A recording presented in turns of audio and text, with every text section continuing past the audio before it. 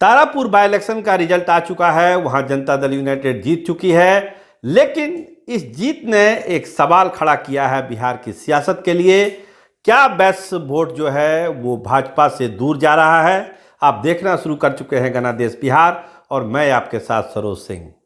देखिए, जब से नतीजे आए हैं तारापुर के, एक सवाल जो है सत्ता के गलियारों में पूछा जाने लगा है कि जो ट्रेडिशनल वोट बैंक है भाजपा का, वैश्यों का, क्या वो वोट बैंक का मोह खत्म हो गया भाजपा की ओर? क्या तेजस्वी यादव ने जो वैश्य जाल फेंका था तारापुर में अरुण साह को खड़ा करके, उस जाल में भाजपा फंस गई? देखिए, आप जब मतगणना पर जाएंगे और वोट का एनालिसिस करेंगे तो आपको पता चलेगा कि जो 25 से 30 हजार वोट जो वैश्यों का माना जाता है तारापुर में था, उसमें जो अधिकांश वोट है वो अरुण साह को ही गया।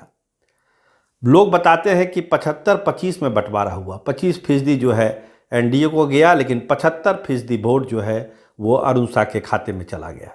इसीलिए लगातार जब मतगणना शुरू हुई तो 18-20 राउंड तक वो आगे चलते गए अरुण साह।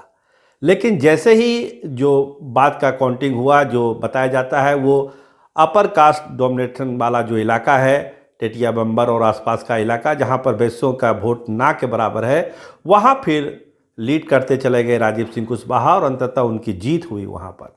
लेकिन लगातार 18-20 राउंड तक जो पिछड़ते चले गए राजीव कुशवाहा, उसमें कहीं ना कहीं से मिक्स वोट शामिल था आरजेडी के पास।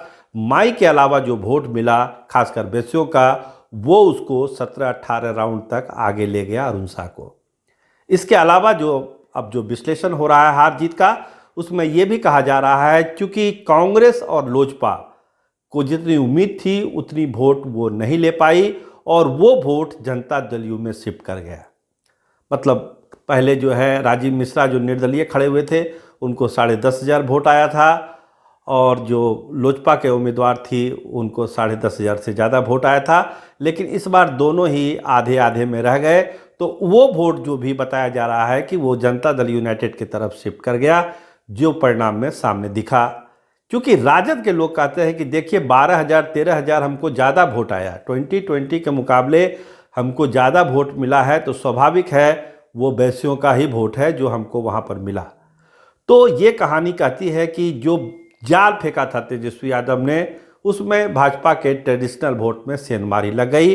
पटना में अब इस बात की चर्चा है कि क्या आगे आने वाले चुनाव में वैश्यों का जो एकाधिकार माना जाता था भाजपा का, उसमें कमजोरी आ जाएगी। अगर तेजस्वी यादव ने वैश्यों का होमवर्क किया, वैश्यों को ज़्यादा टिकट दिया, सत्ता में भागीदारी दी, या और तरह तरह की चीज़ें उनको अगर प्रोवाइड वो कराते हैं, तो क्या इस वोट बैंक में भाजपा का एकाधिकार खत्म हो जाएगा?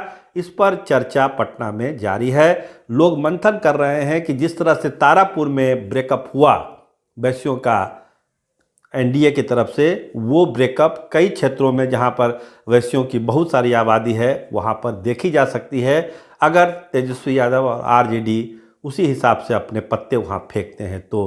क्योंकि बहुत सारे विधानसभा क्षेत्र बिहार में ऐसे हैं जहां पर वैश्यों की ठीक ठाक आबादी है, और लोकसभा और विधानसभा चुनावों में अगर वहां से उसका प्रत्याशी महागठबंधन या तेजस्वी यादव की तरफ से आता है तो निश्चित तौर पर उसमें सेंधमारी हो सकती है। इसका एक रास्ता बताया और खोला है तारापुर के बाई इलेक्शन ने।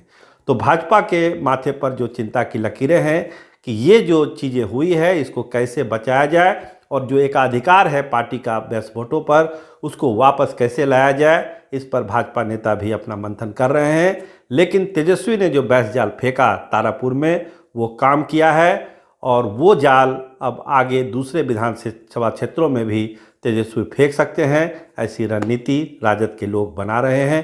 कैमरामैन रामनंदन के साथ मैं सरोज सिंह। धन्यवाद, नमस्कार।